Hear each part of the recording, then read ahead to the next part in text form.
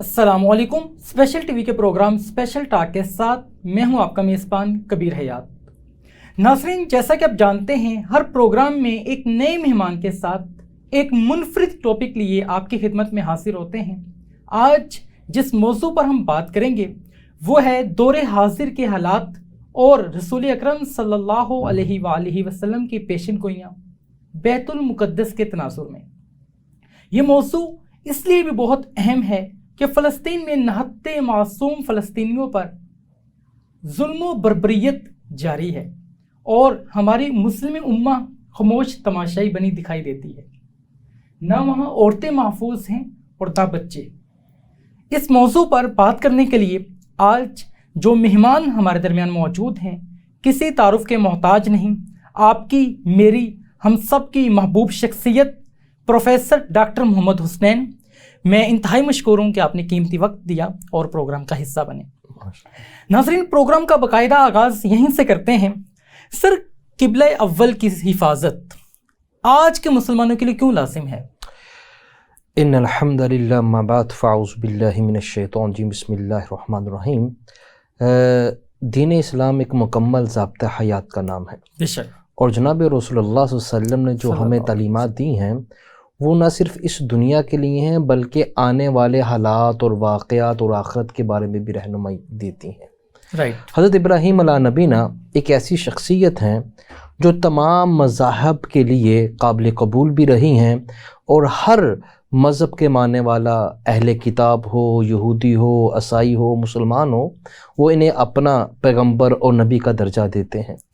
ان کے دو بیٹے تھے، حضرت اسماعیل علیہ السلام اور حضرت اسحاق علیہ السلام۔ حضرت اسماعیل علیہ السلام تو مکہ ہی میں رہے، اور حضرت اسحاق علیہ السلام نے جا کر بیت المقدس کی بنیاد ڈالی۔ اللہ تعالیٰ نے قرآن کریم کے اندر کچھ چیزوں کو شعائر اللہ کہا ہے، اللہ کی نشانیاں اقرار دیا ہیں۔ جس طرح اللہ تعالیٰ کی عظمت، اللہ تعالیٰ کی کبریائی، اللہ تعالیٰ کی توحید کی حفاظت کرنا اور اس پر عمل کرنا ہر مسلمان کا فرض ہے، اسی طرح اللہ کی نشانیوں کی بھی حفاظت کرنا اور اس کی تکریم کرنا در حقیقت اللہ ہی کی تکریم ہے۔ اللہ تعالیٰ نے قرآن کریم میں صفا و مروہ کو اپنی نشانیاں اقرار دیا ہیں۔ اللہ تعالیٰ نے حضرت صالح علیہ السلام کی اونٹنی کو اپنی نشانیاں اقرار دیا ہیں۔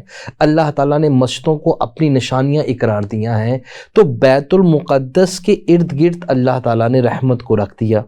اب بیت المقدس کی حفاظت کرنا صرف حماس کے مجاہدین کا یا فلسطینیوں کا کام نہیں، بلکہ یہ تمام عالم اسلام کی ذمہ داری ہے۔ جو لوگ مسجد کی حفاظت کرتے ہوئے شہید ہو جائے، مارے جائیں، تو اللہ کے نزدیک ان کا شہادت کا درجہ ہے، کیونکہ انہوں نے اللہ کے ایک شعارے کو محفوظ کرنے کے لیے اپنی جان دی ہے۔ اور یہ حدیث میں یہ بھی آتا ہے کہ جو شخص بیت المقدس کے اندر ایک نماز ادا کرتا ہے اس کو 50,000 نمازوں کے برابر ثواب دیا جاتا ہے۔ روز اول سے ہی خانہ کعبہ کی تعمیر کے بعد، خانہ کعبہ کی بنیاد کے بعد تقریباً 40 سال بعد نبی کریم صلی اللہ تبارک و تعالیٰ نے بیت المقدس کی بنیاد رکھی۔ آپ نے بیت المقدس کی عظمت کے حوالے سے بات کی، اور یقیناً ہر مسلمان کی ذمہ داری ہے کہ وہ اس کے حوالے سے، اس کی حفاظت کے حوالے سے جو ہے ورکنگ کرے۔ میں جاننا یہ چاہوں گا کہ آپ نے پس منظر بیان کیا یہاں پہ کہ اس کی بنیاد کیسے رکھی۔ میں جاننا یہ چاہوں گا اپنے ویورز کے لیے کہ یہ بتائیے گا کہ اس پس منظر کے اندر ہماری جو پریویس تاریخ گزری ہے، کس انداز میں مسلمانوں نے اس کی حفاظت کو کیے رکھا؟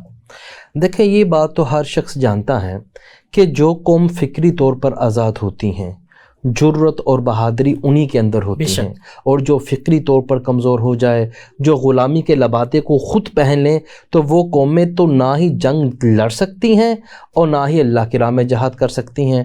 قرآن کریم کے اندر ہمیں یہ مثالیں ملتی ہیں۔ فرعون کی طاقت اور فرعون کی عظمت کے بارے میں، عظمت ان معنوں میں کہہ رہا ہوں کہ اللہ تعالیٰ نے انہیں دنیا کا اقتدار دیا تھا۔ حضرت موسیٰ علیہ السلام کو اللہ تعالیٰ نے ان کے پاس اس لیے بھیجا، اذهب الى فرعون انہو طغا، آپ فرعون کے پاس جائے، انہو طغا، وہ سرکش ہو گیا ہے، وہ ظلم کرتا ہے۔ اصل بنیاد ہے کہ ظلم کو روکنے کے لیے اللہ تعالیٰ اپنے پیغمبر بھی بھیجتا ہے، اپنے صالحین بھی بھیجتا ہے، اور اپنی جماعتوں کو بھی تیار کرتا ہے۔ بیت المقدس اس لحاظ سے اہمیت کا حامل ہے، اور اس کی حفاظت اس لیے بھی ضروری ہے کہ رسول اللہ صلی اللہ علیہ وسلم نے اور حضرت عمر رضی اللہ تعالیٰ نے اس کو فتح کیا۔ فتح کرنے کا جو واقعہ ہے تاریخ کے اندر موجود ہیں کہ حضرت عمر رضی اللہ تعالیٰ عنہ کو کہا گیا کہ بہت بڑا لشکر ہے اور وہ سارے یہود و نصارہ عیسائی مل کر مسلمانوں کے خلاف آ گئے ہیں، تو حضرت عمر نے ایک بڑا تاریخی کلمہ کہا تھا۔ انہوں نے کہا سب اکٹھے ہو کر آگے ہیں، کیا ان کے ساتھ خدا بھی آیا ہے؟ تو مجاہدین نے کہا نہیں عمر بن خطاب امیر المومن، اللہ تو ہمارے پاس ہے۔ قرآن کریم نے خود کہا نا، اور یہ الفاظ جو حضرت عمر نے دہرائے یہ صلاح الدین ایوبی نے بھی دہرائے تھے۔ حضرت صلاح الدین ایوبی کا تاریخ پڑھے تو آپ جانیں کہ حضرت صلاح الدین ایوبی کہتے تھے کہ میری ماں جب لوری دیتی تھی نا تو لوری کے اندر مجھے یہ بات سمجھانے کی کوشش کرتی تھی کہ تم نے بیت المقدس کو فتح کرنا ہے، اور صلاح الدین ایوبی یہ خود کہتا تھا کہ میں نے ہنسنا بند کر دیا تھا کہ جب تک میں بیت المقدس کو فتح نہ کر لوں۔ یہ 1948 کے اندر یہودیوں کا غاصبانہ، اسرائیل کا غاصبانہ قبضہ ہے یہاں پر، جو صرف امریکہ اور برطانیہ کے امام پہ کیا گیا ہے، ان کی شے پر کیا گیا ہے۔ آج بھی دیکھیں امریکہ کے جو پریزیڈنٹ ہیں وہ فوراً اگلے دن ہی نیتن یاہو سے ملنے چلے گئے ہیں تاکہ ان کی پشت پناہی کے لیے قرآن اس پہ تبصرہ کر رہا ہے۔ وَقَاتِلُ الْمُشْرِكِينَ قَافَةً، لوگوں مشرکوں سے لڑو کافتاً، سب مل کے، وَيُقَاتِلُونَ قَافَةً كَمَا يُقَاتِلُونَ قَافَةً، جیسا کہ وہ سارے مل کر تمہارے خلاف لڑتے ہیں۔ وَاعْلَمُوا إِنَّ اللَّهَ مَعَ الْمُتَّقِينَ، یہ بات یاد رکھنا کہ اللہ تو ہمیشہ پرہیزگاروں کے ساتھ ہوتا ہے۔ بے شک آپ نے بات کی، فکری طور پر جو مضبوط اقوام ہوتی ہیں وہ ہمیشہ جد و جہد کرتی ہیں اور اپنے اسلاف کے نقش قدم پر چلتی دکھائی دیتی ہیں۔ آپ نے مزید یہ بھی بتایا یہاں پہ ہمیں کہ صلاح الدین ایوبی کی جو والدہ ہیں وہ کس انداز میں تربیت کر رہی ہیں بچے کی، لیکن آج ہمارا یہ انداز نہیں ہے، ہم پستی کا شکار ہیں۔ آج کا مسلمان جو ہے وہ ہر جگہ پہ پستی کا شکار ہے۔ کہ آپ کے خیال میں اس کی کیا وجوہات ہیں؟ دیکھیں جدید میڈیا نے جہاں مسلمانوں پر یہ لغار کی ہیں، اب اندازہ لگائیں کہ ایک طرف جدید میڈیا ہیں، فیس بک ہیں، ٹویٹر ہیں، واٹس ایپ ہیں، ظاہر بات ہے یہ مسلمانوں کی ایجاد تو نہیں ہے، لیکن وہ برطانیہ اور وہ یہود جو اپنے آپ کو آزادی کے علمبردار کہتے ہیں اور فریڈم آف ایکسپریشن کے نام پر پوری دنیا کو دھوکہ دیتے ہیں، آج انہی پر مسلمان اپنی آزادی رائے کا اظہار کر رہے ہیں، فلسطین کے مظلوم مسلمانوں کے بارے میں آواز اٹھا رہے ہیں، یہ انہی کی فیس بک کو، انہی کے واٹس ایپ کو ہینگ کر رہے ہیں۔ بھائی بات اصل یہ ہے کہ جو ماں کا ادارہ تھا، اور یہاں پہ میں آپ سے یہ بھی عرض کروں، مایوسی کی کوئی بات نہیں ہے کہ مسلمان کمزور ہیں، مسلمان فکری غلامی کا شکار، ایسا نہیں ہے۔ آپ مجھے بتائیں کہ اللہ تعالیٰ نے حماس کو اس قابل تو کیا ہے کہ وہ اتنی بڑی، یعنی کہ جو دنیا کی چوتھے نمبر پر آنے والی فوج ہیں ٹیکنالوجی کے اندر، میزائل کے اندر، اپنے ریڈار سسٹموں کے اندر، اس پر ایک مظلوم اور کمزور مسلمانوں نے حملہ کیا اور اس کو 46 دنوں کے بعد اس بات پہ مجبور کیا کہ وہ جنگ بندی کے لیے مذاکرات کریں، اور مذاکرات کے اندر جو اصل شرائط ہیں وہ حماس کی طرف سے دی کی ہیں، اور حماس نے زیادہ پلڑا باری ہیں۔ اور یاد رکھیے گا قرآن کریم کا مطالعہ کریں، یہ مشرکین مکہ، یہ یہود، قرآن کریم ان کے کردار پر روشنی ڈال رہا ہے۔ یہ تب تک صلح بندی کے لیے، جنگ بندی کے لیے تیار نہیں ہوتے جب تک یہ خود کمزور نہ ہو جائیں۔ آج کا گیا مسلمان بھی، آپ ابھی اپنے انٹروڈکشن میں یہ بات کہہ رہے تھے کہ عالم اسلام کے ممالک جو ہیں وہ سوئے ہوئے ہیں، ایسی بات نہیں ہے، اس کی عوام جاگ رہی ہیں۔ ابھی پچھلے دنوں غزہ مارچ ہوا، اور بی بی سی کے اندر اور اسرائیل کے الیکٹرانک میڈیا کے اندر یہ بتایا گیا ہے کہ ایک جمع غفیر جمع ہوا ہے اور سب عوام تھے، اور سب نے اس بات کا اقرار کیا ہے کہ ہم فلسطین کے مسلمانوں کے ساتھ ہیں۔ ہاں کچھ انفرادی کمزوریاں ہیں، لیکن وہ انفرادی کمزوریاں اس حد تک نہیں ہیں کہ نوجوان، آج کا نوجوان مسلمان باشعور ہیں، اسے آگاہی ہیں۔ آج کے دور میں اظہار ہمدردی کرتے تو نظر آتے ہیں مظلوم کے ساتھ تمام ہی لوگ، جیسے آپ نے اگزامپل دی یہاں پہ کہ غزہ کے مارچ کے اندر بہت زیادہ اکثریت میں لوگ نکلے اور انہوں نے وہاں پہ مذمت کا اظہار بھی کیا۔ میں جاننا چاہوں گا کیا یہ مذمت کرنا ہی ہماری ذمہ داری ہے، اور اس سے آگے بڑھ کے کیا ہمیں مزید جو ہے اس کے اوپر کوئی اسٹیپ لینے کی ضرورت نہیں ہے؟ دیکھیں چار میں ترمذی میں رسول اللہ کی ایک حدیث ہیں جو بڑی ہی معنویت رکھتی ہیں۔ آپ نے فرمایا وَجَاهِدُ الْمُشْرِكِينَ، آپ مشرکوں سے لڑو، بِأَمْوَالِهِمْ وَأَنفُسِهِمْ وَأَلْسِنَتِكُمْ، اپنے مال سے، اپنی جانوں سے، وَأَلْسِنَتِكُمْ، اور اپنی زبانوں سے۔ اب 3 درجے ہیں۔ ہم وہاں پہ جا نہیں سکتے، ظاہری بات ہے بارڈر کی حدود ہیں، تو جان سے تو ہم نکل گئے، اب ہم مال سے وَأَلْسِنَتِكُمْ اور اپنی زبانوں سے تو لڑ سکتے ہیں۔ مال سے جنگ بندی ہیں، امداد کی جائے، بے شمار تنظیمیں ہیں۔ غزہ مارچ کے اوپر جماعت اسلامی کے امیر نے خود یہ بات کہی ہیں کہ ہمارے جتنے انتظامات ہم سوچ سکتے تھے جتنے لوگ آئیں گے اس سے کافی زیادہ آگے ہیں، ہمارے انتظامات جو منظم ہیں وہ ڈسٹرب ہوا ہیں۔ وَأَلْسِنَتِكُمْ کا کیا مراد ہے کہ اپنی زبان سے، اپنے کلام سے، اپنے خطابات سے۔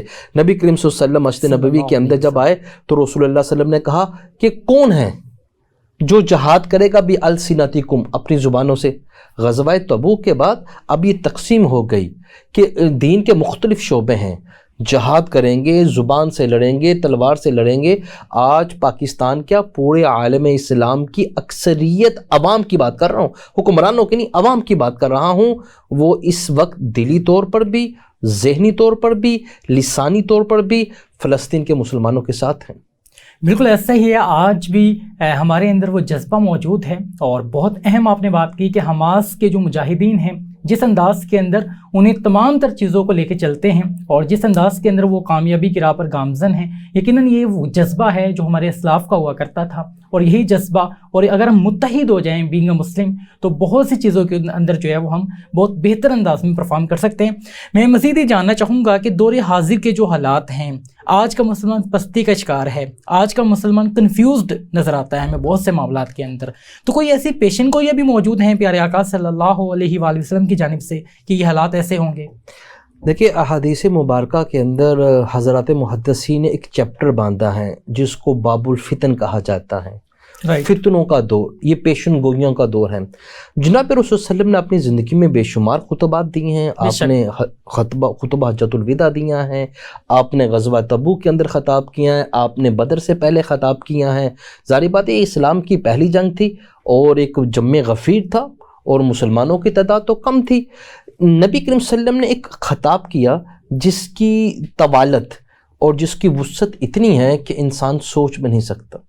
حضرت ابو زید فرماتے ہیں نبی صلی اللہ علیہ وسلم نے صبح فجر کی نماز پڑھائی اور ممبر پر خطاب کے لیے بیٹھ گئے، حتیٰ یہاں تک کہ ظہر کی نماز کا وقت ہو گیا، آپ نیچے اترے، جماعت کروائی، نماز پڑھائی ظہر کی، وَإِلَى الْمَنبَرِ آپ پھر ممبر پہ بیٹھ کے اور پھر خطاب کیا، پھر عصر کی نماز کا وقت آ گیا، آپ نے جماعت کروائی، پھر ممبر پر بیٹھ کے اور مغرب تک ہمیں ہدایات دیتے رہے۔ اور یہ خطبہ طویل ترین خطبہ تھا، اس کو امام مسلم نے جامعہ مسلم کی جلد نمبر 2 کے اندر روایت کیا ہے۔ نبی کریم صلی اللہ علیہ وسلم نے اس خطبے کے اندر اپنے دور سے لے کر قیامت تک کے لیے ادوار جو پیش آنے والے تھے، زمانے کا اعتبار تھے، انہیں 5 زمانوں میں تقسیم کیا۔ آپ نے فرمایا پہلا زمانہ تو میرا ہے، اللہ تعالیٰ جب تک چاہیں گے میرے ذریعے سے اس کائنات کے اندر نبوت کو زندہ رکھے گے اور یہ بہترین زمانہ ہوگا۔ اور دوسرا دور آپ نے کہا دوسرا جو زمانہ آئے گا زمانے کا اعتبار سے وہ خلافت کا دور ہوگا، یہ 30 سال تک جاری رہے گا۔ حضرت ابو بکر صدیق سے لے کر حضرت سیدنا علی رضی اللہ عنہ خلافت کا دور ہوگا، اور فرمایا یہ علی النبوہ منہج علی النبوہ، یہ نبوت ہی کے طرز پر چلے گا۔ اور پھر تیسرے دور کے بارے میں فرمایا ظلم کا دور آئے گا، ملوکیت کا دور آئے گا اور جبر کا دور آئے گا، جس کے اندر باپ تخت کے لیے بیٹے کو اور بیٹا تخت کے لیے باپ کو قتل کرے گا۔ اموی دور آیا، عباسی دور آیا، فاطمی دور آیا، اور فرمایا یہ دور بھی تقریباً 1000 سال تک رہے گا جس کے اندر ظلم ہوگا۔ پھر آپ نے چوتھا دور کہا، فتنوں کا دور کہا، جس کے اندر آج ہم زندگی بسر کر رہے ہیں۔ فرمایا فتنوں کا دور ہوگا، ظلم کا دور ہوگا، قوت کا دور ہوگا، جس کے پاس لاٹھی ہوگی، جس کے پاس طاقت ہوگی وہ حکمرانی کرے گا، مظلوم ہوگا۔ یہ دور نبی صلی اللہ علیہ وسلم نے فرمایا اس دور کے اندر ایک نوجوانوں کی جماعت ہوگی جو بیت المقدس کی حفاظت کرے گی، اور وہ دنیا کی ملامت کرنے سے نہیں گھبرائیں گے یہاں تک کہ قیامت برپا ہو جائے گی۔ بہت اہم انداز کے اندر تمام ادوار کا آپ نے یہاں پہ تذکرہ کیا کہ یہ جو دور ہے یہ فتنوں کا دور ہے، اور چوتھا دور آپ نے ذکر کیا۔ مزید میں یہ جاننا چاہوں گا ہماری آڈینس کے لیے بھی بتا سکیں کہ 5واں دور کون سا ہوگا؟ دیکھیں اس کے بعد 5واں دور ہے، اور 5ویں دور کے اندر 3 شخصیات ہیں، 2 محترم شخصیات ہیں۔ نبی کریم صلی اللہ علیہ وسلم نے امام مہدی کے بارے میں ظہور کا لفظ استعمال کیا ہے، اور حضرت عیسیٰ علیہ السلام کے لیے نزول کا لفظ استعمال کیا ہے، اور دجال کے لیے دخول کا لفظ استعمال کیا، خروج کا لفظ استعمال کیا ہے۔ لوگوں نے پوچھا یا رسول اللہ علیہ وسلم یہ امام مہدی کون ہوں گے؟ فرمایا اس کا نام عبداللہ میرے نام پر ہوگا اور اس کے باپ کا نام میرے باپ کے نام پر ہوگا۔ فرمایا یا رسول اللہ یہ کہاں سے ہوں گے؟ فرمایا الی المدینہ، یہ مدینہ سے ہوں گے۔ کہا یا رسول اللہ یہ کیا کرتے ہوں گے؟ فرمایا یہ جہاد کرتے ہوں گے۔ اللہ تعالیٰ ایک دن میں امام مہدی کو کھڑا کریں گے اور ان کو تیار کر کر میدان میں لے آئیں گے۔ فرمایا اللہ کے رسول ہم پہچانیں گے کیسے اس کو؟ فرمایا کہ جو حضرت ابراہیم کا مقام ہے، جہاں پر خانہ کعبہ کے قریب مقام ابراہیم ہے جہاں پر آپ نے کھڑے ہو کے دعا کی تھی، فرمایا وہ اور خانہ کعبہ کے درمیان ہوں گے، حج کا موسم ہوگا اور لوگ ان کو وہاں پہ پہچانیں گے۔ وہاں پر حضرات علماء، فرمایا اس وقت کے علماء ان کو پہچانیں گے اور ان کے ہاتھ پر بیعت کریں گے۔ پھر وہ وہاں سے نکلیں گے اور پھر دمشق کی جامع مسجد میں چلے جائیں گے اور وہ مسلمانوں کا ہیڈ کوارٹر ہوگا۔ اور نبی صلی اللہ علیہ وسلم نے اس کی پیشن گوئی کے پہلے بتایا ایک بہت خطرناک جنگ ہوگی جس کو سورۃ الکہف میں بأس الشدید کہا گیا ہے، اور فرمایا کہ وہ ایسی جنگ ہوگی کہ آسمان سے آگ برسے گی، اور وہ جنگ ہوگی سارے لوگ مل کر اس جنگ کو روکنا چاہیں گے بھی تو نہیں روک سکیں گے۔ آسمان سے آگ برسنے کا مطلب مزائل ہیں، اور اس وقت جو جنگ ہو رہی ہیں تمام ملک مل کر اس کو روکنے کی کوشش کر رہے ہیں، رک نہیں رہی۔ اگر حدیث کے مطابق میں جو سمجھ پایا ہوں اگر یہ جنگ وہی ہیں تو پھر 2024 اور 25 کا حج اپنے اندر بڑی معنویت رکھتا ہے۔ بہت اہم آپ نے یہاں بات کی، اور تمام ہی ادوار کا جو تذکرہ ہے احادیث کی روشنی کے اندر آپ نے یہاں پہ کھینچا ہے، اور یقیناً جس انداز میں آپ نے بات کی کہ جو مجاہدین ہیں وہ ان کو ملامت کیا جائے گا، لیکن وہ ملامت کو نہیں دیکھیں گے بلکہ بہترین انداز میں پرفارم کریں گے، اور مجھے تو لگتا ہے کہ وہ حماس کے مجاہدین، کیا ہم کہہ سکتے ہیں کہ وہ حماس ہی کے مجاہدین؟ دیکھیں جتنی بات ہم نے آج اپنے گفتگو میں کی ہیں یہ ساری باتیں ظن کی حد تک ہیں، یعنی کہ میں نے حدیث کو پڑھا، قرآن کو پڑھا، اور نبی کریم صلی اللہ علیہ وسلم کی بات کو سمجھنے میں جو میرا شعور اور میری عقل ہے میں نے ظن کی بنیاد پر یہ بات کی۔ ڈاکٹر اسرار صاحب بھی ظن کی بنیاد پر یہ باتیں کہتے رہے۔ یہ ختمی باتیں نہیں ہیں، یہ ختمی باتیں نہیں ہیں۔ نبی کریم صلی اللہ تعالی وسلم کی جو پیشن گوئیاں ہیں وہ تو ویسے ہی رہیں گی، اور حضرت عیسیٰ علیہ السلام کا نزول ہے، اور ان نزول کے بعد ہاں یہ بات تو ہم کنفرم کہہ سکتے ہیں، نبی کریم صلی اللہ علیہ وسلم نے فرمایا کہ یہ جو چوتھا دور ہوگا قرب قیامت کے قریب کا دور ہوگا، اس دور میں سب سے پیور مسلمان، خالص مسلمان شام، فلسطین اور دمشق کے اندر ہوں گے، اور وہ جہاد فی سبیل اللہ میں مصروف ہوں گے۔ اس وقت ہم یہ تو کہہ سکتے ہیں کہ پوری دنیا کے اندر جو خالص جہاد اس وقت ہو رہا ہے، یعنی کہ اس میں کوئی شک بھی نہیں ہے۔ بعض اوقات ہوتا نا کہ مسلمان کے مد مقابل آ جاتا ہے تو اس میں ذرا فتویٰ دینے میں انسان کنفیوز ہو جاتا ہے۔ یہاں مسلمان ہیں، مقابلے میں وہ یہودی ہیں۔ بہت مدلل انداز میں گفتگو کا سلسلہ جاری ہے۔ ڈاکٹر حسنین صاحب ہمارے درمیان موجود ہیں، اور غزہ کے اندر جو اس وقت سچویشن ہے اس کے اوپر ہماری ڈسکشن کا جو سلسلہ ہے وہ جاری ہے۔ میں آپ کی طرف آؤں گا اور آپ سے مزید یہ جاننا چاہوں گا کہ آپ نے بات کی پہلے دور کی، پیارے آقا صلی اللہ علیہ وآلہ وسلم اپنے صحابہ کو گائیڈ کیا کرتے تھے، یقیناً جو ایک ان کا انداز تھا اس انداز کو کوئی بھی پہنچ نہیں سکتا۔ تو مجھے بریک کے دوران ہی ایک بہت اہم مصرع اقبال کا یاد آیا کہ فلسفہ رہ گیا تلقین غزالی نہ رہی۔ تو کیا آپ سمجھتے ہیں کہ آج کا جو ایجوکیٹر ہے، آج کا جو نصیحت کرنے والا ہے، اس کی زبان کے اندر وہ تاثیر موجود ہے تاکہ ہمارے جو نوجوان ہیں وہ بہترین انداز کے اندر اسی ایمانی طاقت کے ساتھ معاشرے کے اندر جو ہے وہ اپنا کردار ادا کر سکیں؟ دیکھیں اس میں تو دو رائے نہیں ہے کہ اس وقت مسلمان، بالخصوص عالم اسلام کی بات کر رہا ہوں، وہ معاشی طور پہ کمزور ہیں، جدید ٹیکنالوجی میں ہم پیچھے ہیں۔ یہاں قطع کلامی کی معذرت، معاشی طور پر کمزور ہیں یقیناً اس طور پہ ہم دیکھتے ہیں، لیکن ہم آغاز سے ہی دیکھیں اسلام ہمیشہ جو ہے وہ ہمیں یہی درس دیا گیا ہے، جس میں اقبال نے یہ کہا کہ میرا طریق امیری نہیں فقیری ہے، خودی نہ بیچ غریبی میں نام پیدا کر، اور یہ ہمیں درس بھی دیا گیا اور ہمارے اسلاف سے ہمیں یہ چیز ملتی بھی ہے۔ دیکھیں رسول اللہ صلی اللہ علیہ وسلم کی تعلیمات غزوہ بدر میں دیکھ لیجئے، رسول اللہ صلی اللہ علیہ وسلم نے جدید تعلیمات کو حاصل کرنے کے لیے قیدیوں کو چھوڑا ہے۔ بے شک، یعنی کہ ہمیں تمام چیزوں کو دیکھنا چاہیے۔ جدید نظام تعلیم ہے، ہم بالخصوص پاکستان کی بات کر لیں، سارا نظام تعلیم باہر کا ہے، مغرب کا ہے، پیسہ باہر کا ہے، ہمارے معاشی حالات تو کمزور ہیں، لیکن ان تمام چیزوں کے باوجود آپ ماضی میں دیکھیں کہ 45 ملک آج سے 20 سال پہلے مل کر افغانستان میں آئے، اور وہ افغانستان جس کی اپنی فوج کوئی نہیں تھی، جس کی اپنی اسٹیبلشمنٹ کوئی نہیں تھی، جس کا اپنا نظام کوئی نہیں تھا، اس وقت جب ہم درس قرآن دیتے تھے اور یہ آیات پڑھتے تھے، کم من فیات قلیلۃ غلبت فیات کثیرۃ باذن اللہ، بارہا اللہ تعالیٰ کہہ رہے ہیں میں نے بارہا ایسا کیا ہے کہ چھوٹی جماعتوں کو بڑی جماعتوں پر غلبہ دیا ہے باذن اللہ، اپنی مرضی سے، اور میں ہمیشہ صبر کرنے والوں کے ساتھ ہوتا ہوں۔ موسیٰ علیہ السلام فرعون کے دربار میں جا رہے ہیں، میں جس بات کو کر رہا تھا ذہنی غلامی کی بات کر رہا تھا۔ جب اللہ تعالیٰ نے فرعون کو غرق کر دیا تو موسیٰ علیہ السلام نے اپنے لوگوں کو کہا کہ اللہ تعالیٰ نے فرعون اور فرعون کی فوج کو غرق کر دیا ہے، لیکن غلامی کا غلبہ اس حد تک تھا وہ ماننے کے لیے تیار نہیں ہوئے۔ تو پھر قرآن کریم نے تبصرہ دیا، وَنَجَّيْنَاكَ بِبَدَنِكَ، ہم آپ کے بدن کو باہر نکال دیں گے تاکہ قیامت تک کے لیے لوگوں کے لیے مثال بن جائے۔ غلبہ تھا۔ آج بھی کئی دانشور ہیں نام نہاد جو ٹی وی پر بیٹھ کے یہ کہہ رہے ہیں کہ حماس نے غلط فیصلہ کیا ہے۔ آپ دیکھیں حماس کی جو پلان تھا، جو انہوں نے اٹیک کیا ہے، نتن یاہو کا ریکارڈ بیان ہے، وہ کہتے رہے ہمارے لیے 9/11 سے بڑا حادثہ تھا، یعنی کہ ان کی ٹیکنالوجی، ان کے جاسوسی کے نظام، ان کا سارا درم برم کر کے رکھ دیا۔ اللہ کی یہ سنت رہی ہیں، وما رمیت اذ رمیت ولکن اللہ رما، اے نبی پتھر تو آپ مار ہی نہیں رہے، اللہ خود مار رہے ہیں۔ بدر کے اندر اللہ تعالیٰ کہہ رہے ہیں میں نے لشکر بھیج رہا ہوں۔ اللہ کی قسم مسلمانوں کا نظام آج بھی اعتقاد، اللہ پہ توکل ایسا ہو جائے تو بھائی حماس کے اندر بھی اللہ تعالیٰ فرشتے بھیج سکتا ہے۔ مایوس ہونے کی ضرورت نہیں ہے۔ آج کا نوجوان باشعور ہیں، صبر سے، ہمت سے، ہمیں ایسی بات نہیں کرنی چاہیے جس سے نوجوان مسلمان مایوس ہو۔ جس طرح اللہ تبارک و تعالیٰ وَلَن تَجِدَ لِسُنَّتِ اللَّهِ تَبْدِيلًا، اللہ تو اپنے طریقے میں تبدیلی کو نہیں لاتا۔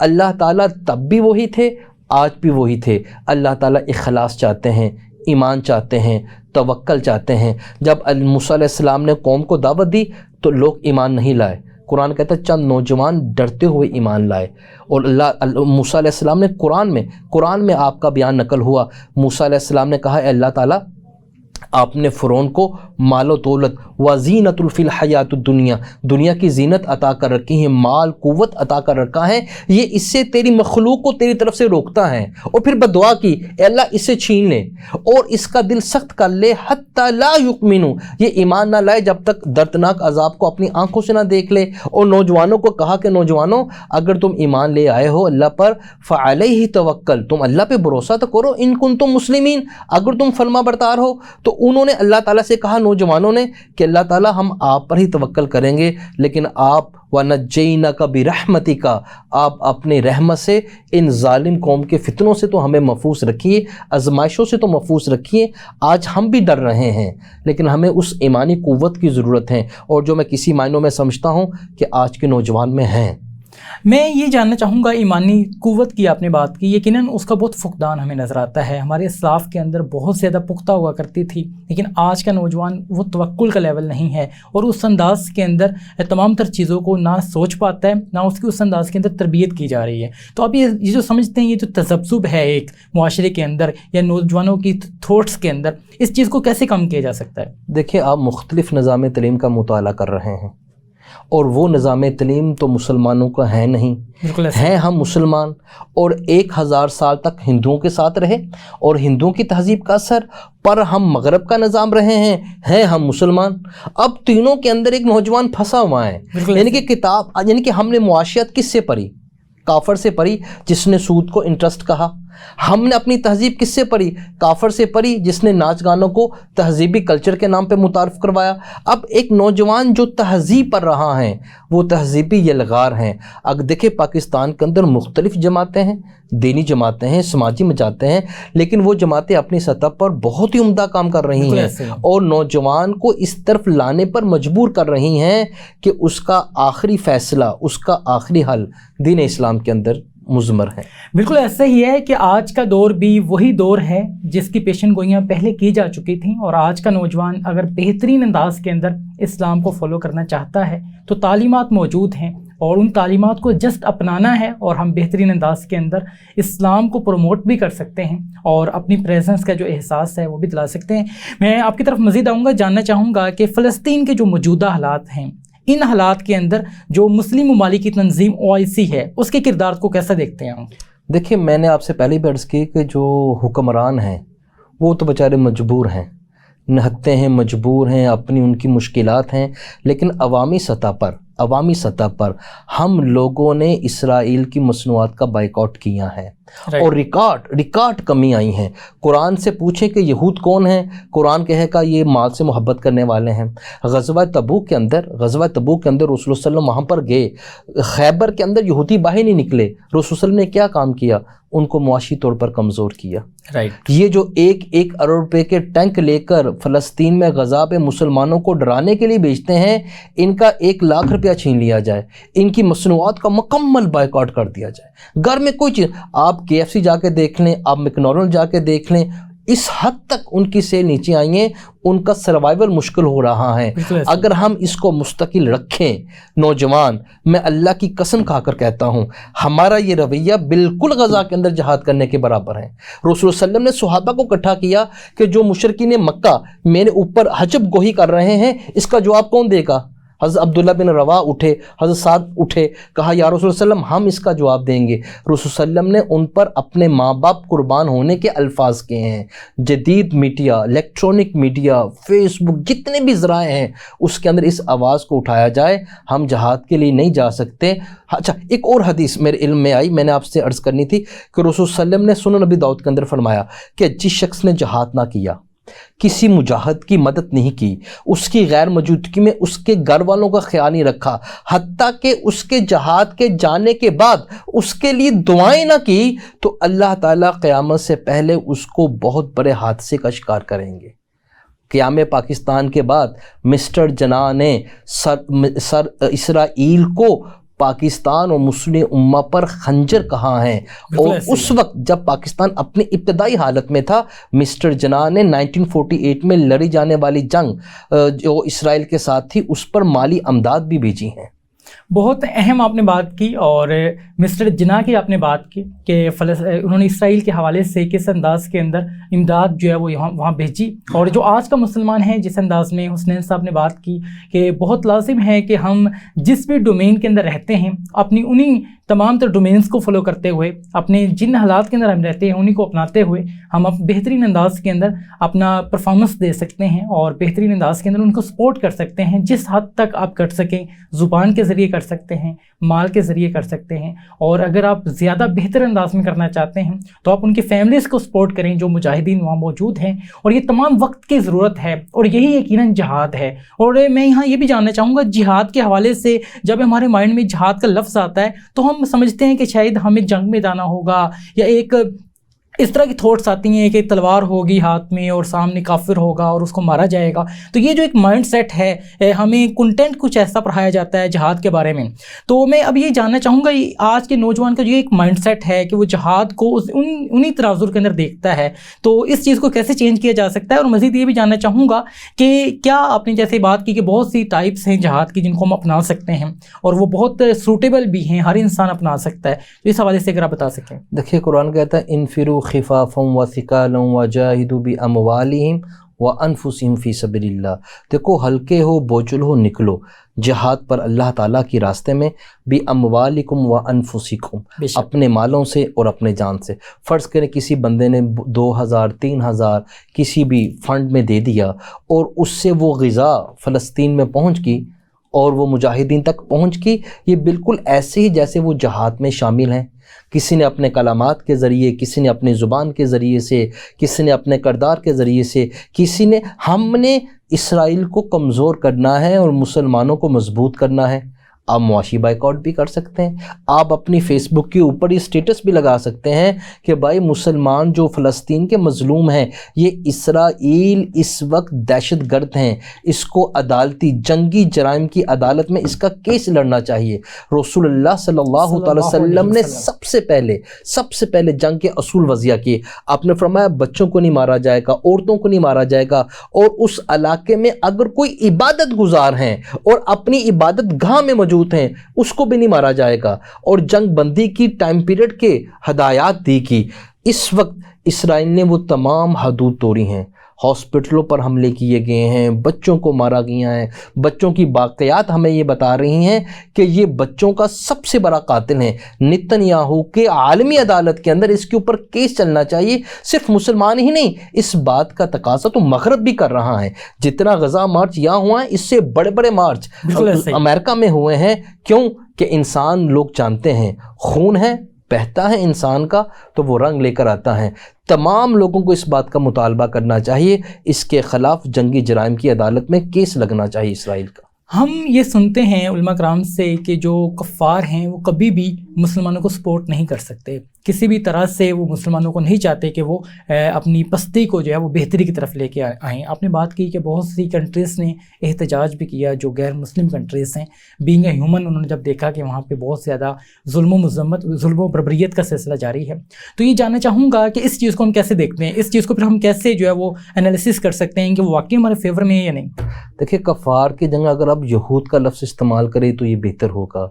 یہود کے بارے میں تو قرآن نے بتایا ہے کہ یہ مسلمانوں کے انتہائی نفرت زدہ لوگ ہیں، اور ہمیشہ مسلمان اس کی سازشیں۔ ہٹلر نے یہودیوں کو مارا تھا اور چند یہودی چھوڑ کے کہا تھا کہ یہ یہودی بتائیں گے کہ میں نے باقیوں کو کیوں مارا تھا۔ سازشی دماغ ہیں، مدینہ میں بھی سازشیں کرتے رہے، خیبر میں بھی یہ سازشیں کرتے رہے، اور مسلمانوں کے خلاف اب تک یہ سازشیں کرتے رہے۔ اللہ تبارک و تعالیٰ نے اہل کتاب عیسائیوں کو مسلمانوں کے قریب تر کہا ہے۔ کیوں؟ اس میں علماء ہیں، رہبانیون، ان کے اندر اللہ تبارک و تعالیٰ کے برگزیدہ لوگ ہیں۔ ہم نے ہمیشہ مذہب کی بنیاد کو قرآن کریم بنایا ہے۔ قرآن کہا آپ نے یہود سے دوستی نہیں کرنی، یہ تمہارے کھلے دشمن ہیں، اگر تم اس سے باز نہ آئے تو وَمِنْهُمْ، تم بھی ان میں سے شمار کیے جاؤ گے۔ یہ نفرت زدہ ہیں، یہ سازشی ہیں، اور اللہ تبارک و تعالیٰ نے قرآن کریم کے اندر جن کے اوپر سب سے زیادہ سخت الفاظ اور کلمات کا استعمال کیا وہ یہودی ہی ہیں۔ حسنین صاحب، بہت اہم ایک بات اس وقت میرے مائنڈ میں آتی ہے، اور عام اسٹوڈنٹ جو ہے یا عام روٹین کے اندر ہم یہ دیکھتے ہیں کہ جو عام انڈیویجول ہے وہ یہ سمجھتا ہے کہ دین اور مذہب ایک ہی چیز ہے، اور اس چیز نے ہمیں عبادات تک محدود کر دیا۔ آج کا جو نوجوان ہے یا آج کا ایک جو انڈیویجول ہے وہ دینی عبادات تو کرتا دکھائی دیتا ہے ہمیں، اور دینی عبادت کرنے کے بعد وہ اپنے آپ کو مینٹلی طور پہ سیٹسفائیڈ سمجھتا ہے کہ ہاں میں نے عبادت کر لی ہے اور میں دین کو فالو بھی کر رہا ہوں۔ تو یہ بتائیے گا دین اور مذہب کیا ایک ہی چیز ہے؟ دیکھیں، الیوم اکملت لکم دینکم، آج ہم نے تمہارے لیے تمہارا دین مکمل کر دیا۔ مذہب تو چند عبادات کا نام ہے، رسومات کا نام ہے۔ ہم کبھی بھی یہ نہیں کہیں گے کہ ہمارا مذہب اسلام ہے، ہم کہتے ہیں ہمارا دین اسلام ہے۔ مذہب عیسائیت ہیں، مذہب یہودیت ہیں، مذہب تاؤ مت ہیں، مذہب لوزے ہیں، مذہب ورن آشرم دھرم ہیں، مذہب جین مت ہیں۔ ان کا تعلق صرف ایک عبادتی نظام سے ہے۔ قرآن کریم کا 3 گنا 1/3 حصہ تو معاملات کے اوپر ہیں۔ کتب علیکم القتال، تم پر جہاد فرض کر دیا گیا ہے، جس طرح فرمایا کتب علیکم الصیام کہ تم پر روزے فرض کر دی گئے ہیں۔ جدوجہد کرنا، معاملات، تجارت، یہ مسلمانوں کا حصہ ہیں۔ اسلام کبھی ایسی سوچ کو فکر کو آزادی نہیں دیتا کہ آپ صرف 5 وقت مسجد میں چلے جائیں یا ایک جمعے کی نماز پڑھنے چلے جائیں۔ کلی طور پر یا ایھا الذین آمنوا ادخلوا فی السلم کافۃ، اے لوگوں دین اسلام کے پورے داخل ہو جاؤ۔ تمہارا سونا، تمہارا اٹھنا، تمہارا چلنا، تمہارا پہناوا سب جب شریعت کے مطابق ہوگا پھر انسان اپنے آپ کو مسلمان کہہ سکتا ہے۔ عبادات کا نام اسلام نہیں ہے، بلکہ عبادات دین اسلام کا ایک جز ہے۔ بہت اہم آپ نے یہاں بات کی کہ عبادات دین اسلام کا ایک جزو ہے، اور اگر اس چیز کو ہم سمجھیں تو یقیناً اسلام مکمل ضابطہ حیات ہے، اور اسلام ہمیں سکھاتا ہے کہ کس انداز کے اندر ہم اپنی 24 آورس کی زندگی کو گزار سکتے ہیں، اور کس انداز کے اندر ہم اپنی ہیلتھ کو مینٹین رکھ سکتے ہیں، ہم اپنی کس انداز کے اندر تمام تر چیزوں کو لے کے چل سکتے ہیں۔ اور یہ ہمارے اسلاف کا ایک طرز عمل بھی رہا اس تمام تر چیزوں کے حوالے سے۔ لیکن آج ذہنی طور پر ہم مغربی جو کلچر ہے اس کو فالو کر چکے ہیں، اور اس وجہ سے ہم بہت سے پرابلمس کا جو ہے وہ شکار ہوتے چلے جا رہے ہیں۔ میں مزید یہ جاننا چاہوں گا کہ آج کا جو نوجوان ہے، اسپیسیفکلی وہ نوجوان جو اسلامی، جیسے آپ نے بات کی کہ ہمیں جو پڑھایا جا رہا ہے وہ کچھ اور ہے، اور جو ہمیں کرنا ہے وہ کچھ اور ہے، یہ جو ایک تذبذب ہے، تو اس تذبذب سے کیسے نکلا جا سکتا ہے؟ دیکھیں، دور حاضر کے تقاضے کچھ اور ہیں، لیکن یہ بات خوب اچھی طرح سمجھنے کی ضرورت ہے کہ دین اسلام ایک ابدی دین ہے، اور یہ ہماری تمام ضروریات کو پورا کرنے کا اہل ہیں۔ ہاں، اب سوال یہ ہے کہ قرآن کریم تو عربی کے اندر نازل ہوا، قرآن کریم کو سمجھنا، اس کی تفہیم تو درکنار تھی، آج قرآن کریم کو مخارج اور قرات کے مطابق پڑھنا بھی مشکل ہو رہا ہے، کیونکہ ہم نے دین اسلام کو پرائورٹی پہ نہیں رکھا، ہماری پرائورٹی دنیا ہے۔ جب ہماری پرائورٹی دین ہو جائے گی اور اللہ تعالیٰ کی رضا ہو جائے گی، من آتا للہ ومن ابغض للہ، جس نے اللہ کے لیے محبت کی، اللہ کے لیے نفرت کی، اللہ کے لیے عطا کیا، اللہ کے لیے ہاتھ روک لیا، فقد استکمل الایمان، اس نے اپنے دین کو مکمل کیا۔ میں آج نتن یاہو عیسائیوں سے نفرت کیوں کرتا ہوں؟ میرا ان سے کوئی تعلق نہیں ہے، کبھی ملے نہیں، اس لیے نفرت کرتا ہوں کہ اللہ نے نفرت کرنے کا حکم دیا ہے۔ میں حماس سے کبھی نہیں ملا، میں فلسطین کبھی نہیں کیا، بیت المقدس کبھی نہیں گیا۔ میری بیت المقدس سے محبت اس لیے ہے، فلسطین مجاہدین سے، افغانستان کے مجاہدین سے محبت اس لیے ہے کہ اللہ محبت کرنے کا حکم دے رہا ہے، اور یہی اخوت کا بھائی چارے کا جو لیسن ہے قرآن کریم کے اندر وہ ہے، ہمیں قرآن کو اپنی بیس بنانا ہوگا۔ جب قرآن کے اندر اللہ تعالیٰ ہمیں، یعنی کہ ایک نوجوان کو اللہ تعالیٰ کس طرح کی زندگی گزارنے کا مطالبہ کر رہا ہے، جب یہ سوچ آئے گی، قرآن کھلے گا، قرآن آپ سے گفتگو کرے گا، آپ سے بات کرے گا، آپ کی زندگی کے مسائل بتائے گا۔ نبی کریم صلی اللہ علیہ وسلم سے لوگوں نے پوچھا، آج لوگ کہتے ہیں نفس کے خلاف جہاد کرنا سب سے بڑا جہاد ہے، اللہ کے رسول سے ترمذی کے اندر یہ روایت ہیں، رسول صلی اللہ علیہ وسلم سے پوچھا، یا رسول اللہ سب سے بہترین جہاد کیا ہے؟ فرمایا جس کے اندر تمہارا گھوڑا بھی مارا جائے، قتال، یعنی کہ میدان جنگ پر آ کے لڑنا۔ اور قرآن کہہ رہا ہے یہ کرنا تمہاری طبیعتوں پر برا گزرے گا، لیکن اللہ تعالیٰ یہ چاہتے ہیں الجہاد فی الحیات، اللہ نے جہاد کے اندر تمہاری زندگیوں کو رکھا۔ بے شک ایسا ہی ہے۔ مزید میں یہ بھی جاننا چاہوں گا کہ ہماری جو ترجیحات ہیں وہ چینج ہو چکی ہیں، جیسے آپ نے بات کی آغاز میں، تو جو یہودی ہیں اگر ان کو معاشی طور پہ کمزور کر دیا جائے تو اس چیز کو بیئر نہیں کر سکتے، برداشت نہیں کر پائیں گے، تو اس کے انداز کو اپنایا بھی مسلم کنٹریز کے اندر۔ لیکن میں جاننا چاہوں گا کہ آج کا نوجوان ہے یا آج کا جو مسلمان ہے وہ خود مالی طور پر جو ہے وہ اپنے آپ کو اسٹرونگ کرنا چاہتا ہے اور اسی تذبذب کے اندر وہ پوری زندگی گزار دیتا ہے، تو یہ جو ایک مائنڈ سیٹ ہے یا یہ جو تربیت کا ایک انداز ہے، اس چیز کو کیسے دیکھتے ہیں اور اس سے کیا آپ کے خیال میں اس کی وجہ سے کیا معاملات جو ہیں وہ خراب ہوئے ہیں ہمارے معاشرے کے اندر؟ چھوٹی سی حدیث ہے، بڑی معروف اکثر کتابوں میں درس نظام میں بھی پڑھائی جاتی ہیں، القاسب حبیب اللہ، ہاتھ سے کام کرنے والا اللہ کا دوست ہے۔ مسلمان اس مزاج کو اپنا لے، ہر کام، یعنی کہ رسول اللہ علیہ وسلم کو اور دین اسلام کو متحرک مسلمان پسند ہے، متحرک مسلمان، یعنی کہ وہ جو اپنے جدید تقاضوں کو بھی دیکھے، اپنی تعلیم کو بھی دیکھے، دینی معاملات کو بھی دیکھے، دینی سرگرمیوں کو بھی دیکھے۔ رسول اللہ صلی اللہ علیہ وسلم کو ایسے لوگ پسند تھے جو ایک متحرک انسان ہوں، یعنی کہ دین کو بھی ٹائم دے، دنیا کو بھی ٹائم دے، عبادات کو بھی ٹائم دے، معاملات کو بھی ٹائم دے، معاشرت کو بھی ٹائم دے، گھر کو بھی ٹائم دے، خاندانی نظام کو بھی، عالی زندگی کی طرف بھی متوجہ ہو۔ یہ تب بنے کہ جب ایک نوجوان کی تربیت ہوگی۔ بے شک ایسا ہی ہے کہ آج کا نوجوان جب اس کی بہترین انداز میں تربیت کی جائے گی تو اپنی زندگی کے تمام ہی ڈیمنشنز کو بہت بہتر انداز کے اندر لے کے چل سکتا ہے اور اسلام کو فالو کر سکتا ہے، اور اسلام مکمل ضابطہ حیات ہے جو ہمیں زندگی کی تمام ڈیمنشنز کے اندر گائیڈ کرتا ہے کہ کس انداز کے اندر ہم پرفارم کریں، اور اسلام ہی کو فالو کرتے ہوئے یقیناً ہماری جو اسلاف ہیں انہوں نے ترقی کی، اور ہمارے پاس بھی ترقی کا صرف ایک ہی راز ہے اور وہ اسلام کو فالو کرنا ہی ہے۔ آج کا جو ٹاپک تھا یقیناً کرنٹ سچویشن کے مطابق بہت لازم تھا، اور ڈاکٹر حسنین صاحب ہمارے درمیان موجود رہے جنہوں نے بہت مدلل اور بہت بہترین انداز کے اندر گفتگو کی۔ میں انتہائی آپ کا مشکور ہوں کہ آپ نے قیمتی وقت دیا، اور یقیناً ہماری آڈینس کے لیے آج کا یہ جو پروگرام ہے وہ بہت لرننگ پوائنٹ آف ویو سے بہت زیادہ کروشل ثابت ہوگا۔